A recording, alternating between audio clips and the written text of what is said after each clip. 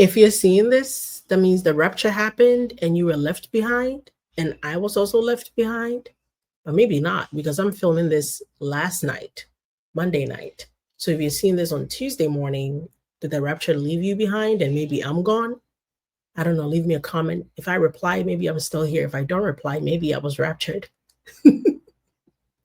It's a mess. The docket is fine. The docket is not as messy as the tabloids because Taylor's having people arrested.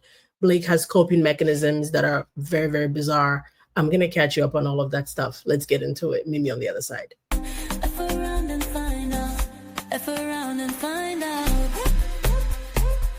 Hello there, beautiful people, and welcome back to another episode of F Around and Find Out. I'm your host, Elsie. I appreciate you for being here. You guys, I was about to go to bed, right? I was prepared to go to bed. There's nothing crazy on the docket, nothing super exciting. I was just going to catch you guys up on something tomorrow.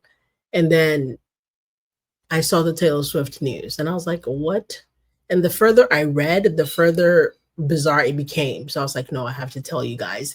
Whether you hear it tonight on Instagram or TikTok, I need to brief you by the time you wake up if the rapture didn't take you. Just checking in again. Are we all still here? Okay, I think so. But let's jump right into it. The Daily Mail and 100 other people are reporting that Taylor Swift has had a man arrested at Travis Kelce's home while trying to serve her with deposition papers from Justin Baldoni. Very specific, I found it to be. The incident took place earlier this month at the NFL Stars 35 home in Leawood, Kansas, according to Star, I guess a newspaper. A man named Justin Lee Fisher, interesting, a former police officer, interesting, was charged with jumping the fence onto a private residence in a private neighborhood, according to the court documents. So you want me to believe a former police officer who works as a process server / private eye jumped the fence at 2 a.m. in a home that he knew housed a billionaire and somewhat of a millionaire. You want me to believe that?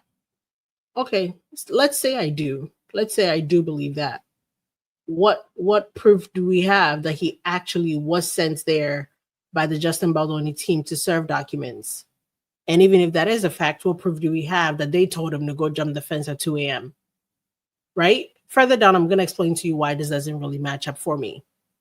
Fisher was reportedly taken into custody at 2 a.m. on September 15th, just 2 days after the judge overseeing the defamation and sexual harassment lawsuit between Baldoni and Swift's former best friend Blake Lively, 38, denied a request to depose the singer, 35.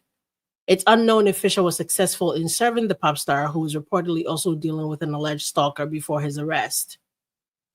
Swift was pulled into the legal battle between Baldoni. I'm not going to read all that. What I want you to take note of, they said this happened at 2 a.m. on September 15th. So let's call it September 14th. That means that would only put us between 36 and 48 hours from the time Venable, Taylor Swift's attorneys, came on the docket on what is that date you see up there? September 12th, 2025, saying, at the risk of repeating myself here, I'm going to read what Taylor's lawyer said, and I'm going to cut to the chase. My client did not agree to a deposition, but if she is forced into a deposition, we advised after the first hearing about the deposition just 3 days ago that her schedule would accommodate the time required during the week of October 20th if the parties were able to work out their dispute. Why exactly would Justin's team leave the docket, hearing Taylor's team say, we're willing and able, we're ready. If you send us a proper subpoena, we would respond in the proper time frame, right?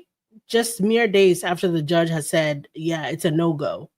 Explain to me, if you will, what would compel the Wayfair parties, Justin Baldoni, his team, anybody over there, to say, yeah, let's go jump the fence at Taylor's house and serve her. Now, I know they didn't tell the process server to jump the fence, but I'm saying there would be no reason for them to even try to hand Taylor Swift a subpoena at any time of the day because they are in clear communication with counsel.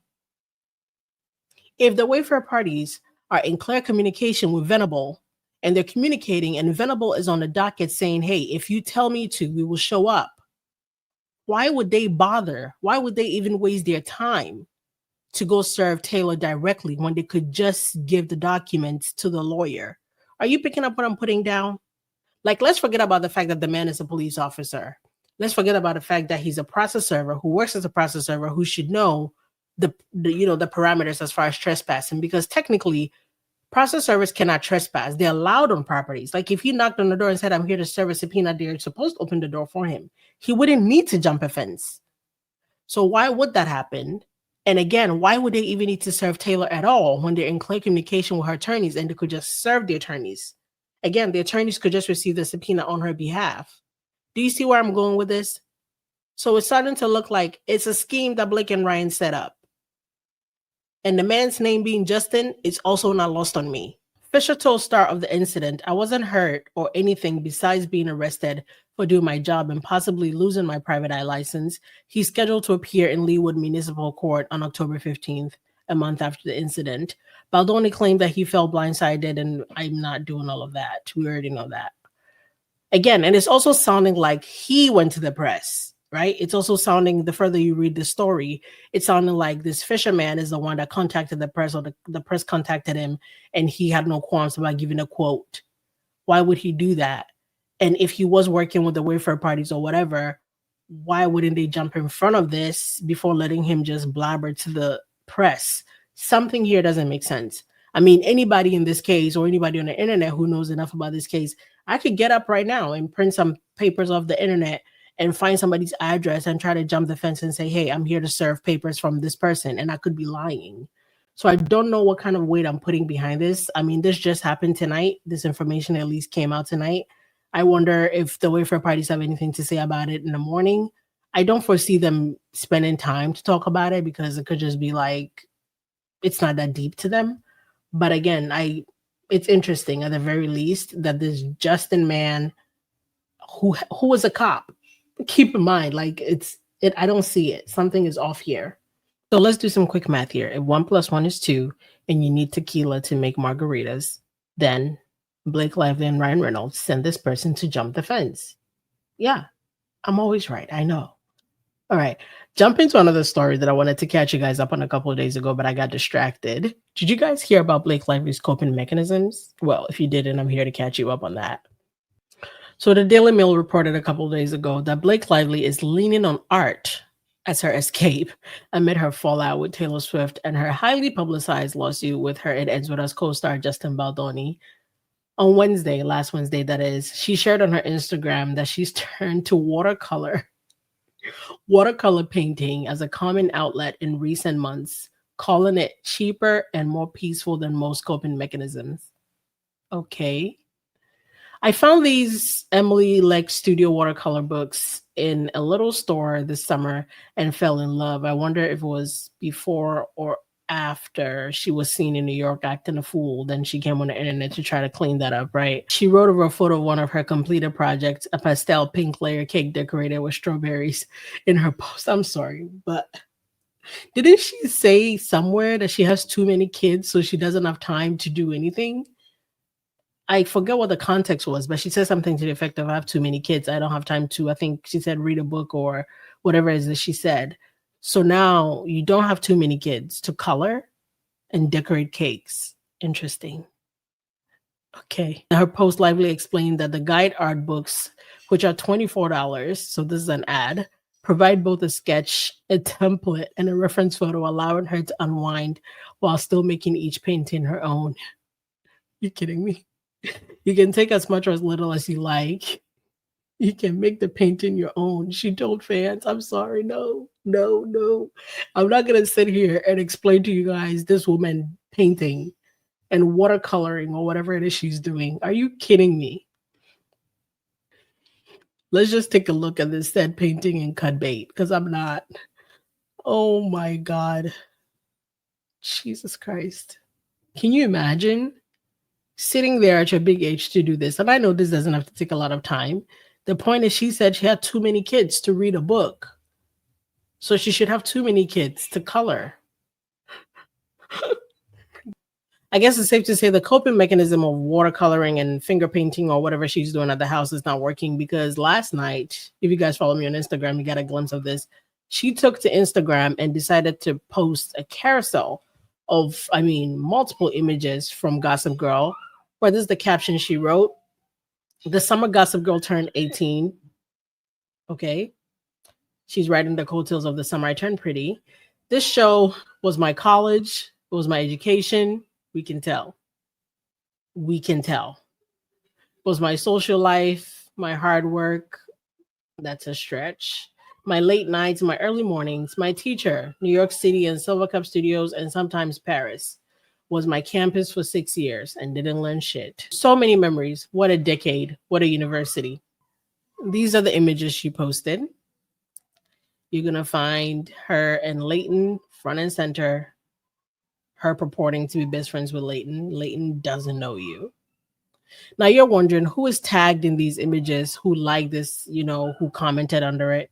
Not a single person from these pictures that's relevant to the situation at all liked the picture, commented on it, or shared it on their post, on their Instagram stories. She posted Leighton, Blair, what was that dude's name? Blair's boyfriend, and then she posted Dan Humphrey, and then Nate Archibald. She literally has a picture with 2 cast and crew members. Literally. That's it. More pictures that mean absolutely nothing. Posting this as wild as a married woman, Donna was talking about that. I share those sentiments. I don't know who is posting their ex-boyfriend that they were in a relationship with on their feed just for funsies, but okay. She posted this picture with Leighton, and I'm like, I made a joke that I'm possibly getting coffee with Leighton because Leighton Meester has a charity thing where you can win a coffee date with her.